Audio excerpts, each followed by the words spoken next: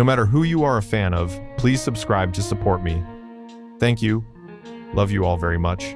Who do you think will win? Thor, the God of Thunder, or the Supreme God Raiden? Thor, the Herald of Thunder, faces off against the Supreme God Raiden.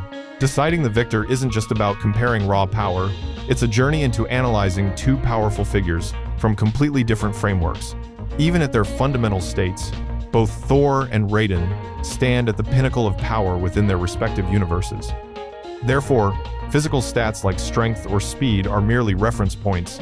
Both far exceed all ordinary physical limitations. Thor embodies the warrior spirit of Asgard, forged through countless eras of war. Raiden represents the supreme order that protects realms from encroaching chaos. When thunder clashes with spatial lightning techniques, the reaction isn't measured by muscle. The outcome depends on how each side controls energy, harnesses universal laws, and breaks their opponent's limits. Even a moment of carelessness could turn the tide. Let's dive in and explore. Thor, the Herald of Thunder, has long been regarded as one of the most formidable pillars of power. Even with just the innate abilities of his Asgardian lineage, he already stood at the pinnacle of heroes.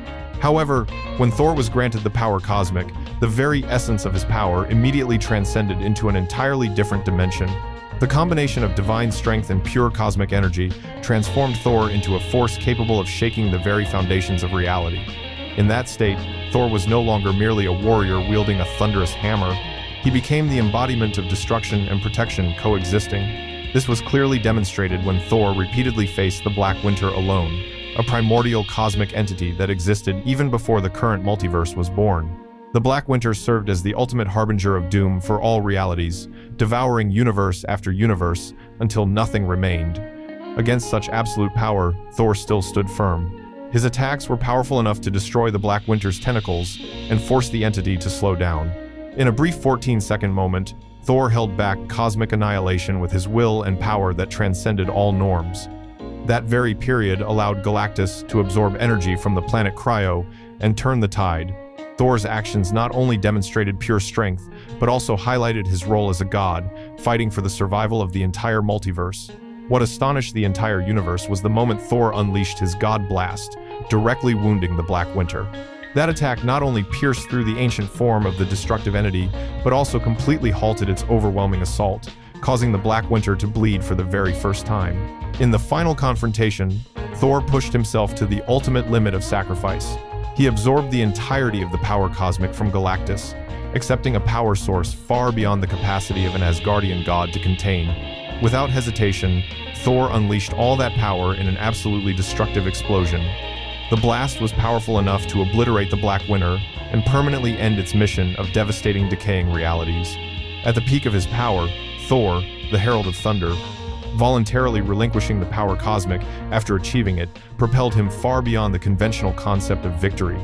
He accomplished what very few beings in the multiverse dared to face, ending a multiversal destructive force through sheer will and responsibility. When thunder was strong enough to close the fate of an entire cycle of destruction, Thor stood on par with primordial powers, once thought immortal. In 893 AD, in the icy lands of Iceland, Thor had just concluded a fierce battle with the frost giant, who had terrorized a small village. Just as peace seemed to be restored, he was suddenly ambushed by a bizarre, lizard-like creature. In that brief moment of combat, ancient memories surged. Thor realized that the one behind the string of god-slayings was Gorr the God Butcher, an adversary he had faced over 1,000 years ago on this very land. The timeline closed, only to reopen with the same unyielding vendetta. Many millennia later, an old and weary Thor sat silently on the throne of a desolate Asgard. One eye was lost, an arm gone, and all around him was the chilling silence of a once glorious kingdom. Thor cursed the emptiness and swore that if fate had decreed his death, he would choose to die on the battlefield. Following old instincts, Thor called for someone to bring him a new arm, only to realize that no one in Asgard answered anymore. No comrades, no subjects, only an indomitable will remained. Wielding Mjolnir and the Odin's sword, Thor charged into a swarm of lizard creatures, identical to those that had appeared in the past. Every hammer strike was a blood oath against Gorr. Now, the God of Thunder tracked a trail of carnage stretching through his own past, present, and future, The fate of ruined worlds now hinged on whether Thor could uncover the horrifying mystery behind the God Butcher. This was not merely a hunt, but a journey to confront the deepest fears of a god who had lived too long and lost too much. Thor vowed to kill Gorr, the God Butcher. Next up, Elder God Raiden. Raiden has long been considered one of the most powerful beings in the Mortal Kombat universe. Even before reaching the status of an Elder God, he was a symbol of thunder and cosmic order. When he was elevated to an Elder God, this transformation wasn't just an increase in combat strength, it was a fundamental leap in his very essence. Raiden was no longer merely the protector of Earthrealm, but became a being with profound influence over many realms. His power now became intertwined with the laws of balance and the destiny of worlds. This ascension brought Raiden to a new level. In this new position, he didn't need to flaunt his strength to assert his authority, as his very presence was overwhelming. However, a key characteristic of the Elder Gods lies in their restraint. They rarely directly intervene in the fate of mortals, and only act when cosmic order is on the brink of collapse. This prolonged silence makes their true power almost impossible to quantify. Raiden, therefore, embodies a god who is both present and distant.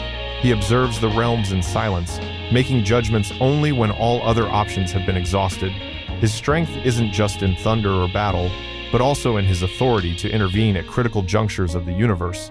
When Raiden acts, it's always a sign that the balance has tipped to an irreversible point.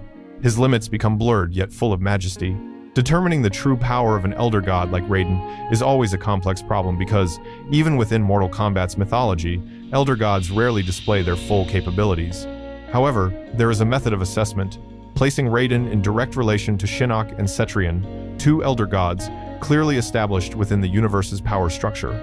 According to Mortal Kombat lore, Raiden is classified as a protector god of the realms, while Shinnok and Cetrion exist at a higher tier in the cosmic hierarchy.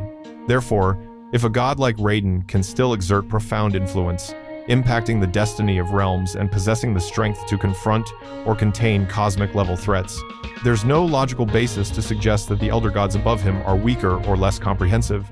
What Raiden demonstrates is merely the tip of a much larger power structure.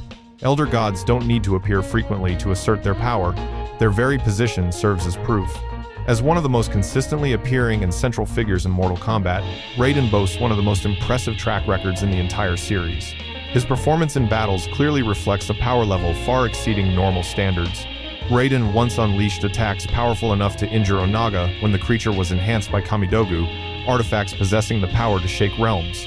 This demonstrated Raiden's destructive power, reaching a level few beings can match. Furthermore, Raiden displayed astonishing resilience by directly enduring a barrage of attacks from Shao Kahn, while the latter was empowered by Blaze. Blaze is a multiversal destructive entity, and Raiden's ability to withstand such power indicates his fundamental existence transcends the limits of a conventional god. He even survived being impaled by Kamidogu blades imbued with the essence of the One Being, a primordial energy source. This extraordinary durability firmly places Raiden at a cosmic level, even bordering on multiversal scope. When Raiden ascends to a higher form, less bound by old rules, his influence immediately expands exponentially. In that state, each of Raiden's decisions not only affects one realm but can also shift the balance of the entire Mortal Kombat cosmic structure. The Elder Gods are the supreme cosmic entities in Mortal Kombat, residing in the heavens and governing all of creation. They defeated and shattered the One Being, forged the Kamidogu, and created the realms, establishing themselves as the ultimate authoritative powers in the universe. Their power spans the multiverse, allowing them to shape reality, enforce cosmic laws through the Mortal Kombat tournament, contain threats like Shao Kahn, and combat forces on par with the One Being, the Titans, and corrupted Elder Gods like Shinnok. Elder Gods can grow to planetary size. Elder Gods possess the ability to withstand Big Bang-level explosions, wielding nearly limitless power. Even when fully enveloped by the cosmic power, Thor, the Herald of Thunder, still had to unleash all his might to end the Black Winter. This primordial entity existed with the sole purpose of erasing reality and possessed the ability to destroy entire universes.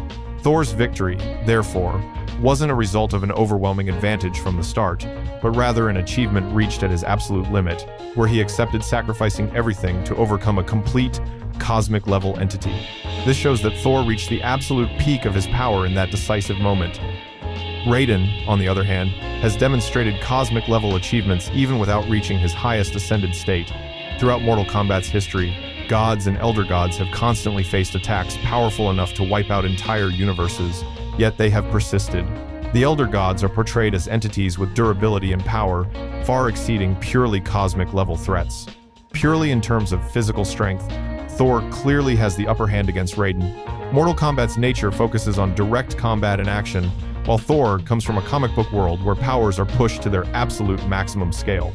He boasts numerous feats that exceed typical standards, accomplishments Raiden hasn't had the chance to demonstrate. Most notably, Thor once pushed the World Machine, which is directly linked to Yggdrasil. This entity, in turn, connects to 9 distinct universes, each of infinite size. That single feat alone elevates Thor's power to a level very few beings can reach. In terms of combat speed, the two characters can be considered comparable. However, Raiden, as a god in Mortal Kombat, is bound by cosmic laws. He isn't allowed to confront mortals with his full potential. This makes Raiden's true limits hard to pinpoint. Nevertheless, Raiden possesses unique strategic abilities like teleportation and the power to foresee timelines. Seeing the future allows him to make optimal choices in combat and avoid unfavorable outcomes. More importantly, Raiden can still match the speed of the Elder Gods. These are beings capable of fighting and existing in infinite space, where the concept of distance is almost meaningless. This grants Raiden a form of speed that goes beyond conventional standards. However, when placed next to Thor, the differences become clear. Thor represents pure power pushed to its extreme, where muscle and might can bend the fabric of infinity. Raiden, conversely, leans towards control and strategy based on cosmic laws. In summary, if Raiden and Thor were to face off, this wouldn't be a fight with a clear-cut outcome from the start. Both possess elements capable of turning the tide and securing victory, depending on the circumstances of the battle. However, upon deeper analysis, Raiden's advantages emerge in a very unique and hard-to-ignore way. Raiden is an immortal entity in the truest sense. He doesn't exist as a finite life form, so being physically defeated doesn't equate to death.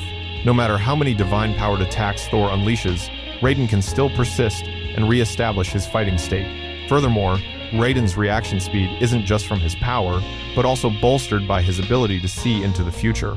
This allows him to dodge decisive blows and choose the optimal moment to counterattack. Raiden's Essence Blast is also a key factor. This attack once harmed a multiversal entity, showcasing its destructive power. And worst of all for Thor, Raiden still has a finishing option, absorbing his opponent's power. He once did this to Shinnok, and if he were to replicate that strategy, Thor would lose his greatest advantage. Therefore, Raiden fights not just with power, but also with strategic resilience. Raiden can defeat Thor. So guys, that's it for now. Let me know what you think in the comments. Thanks for watching. I'll see you guys later. Love you much.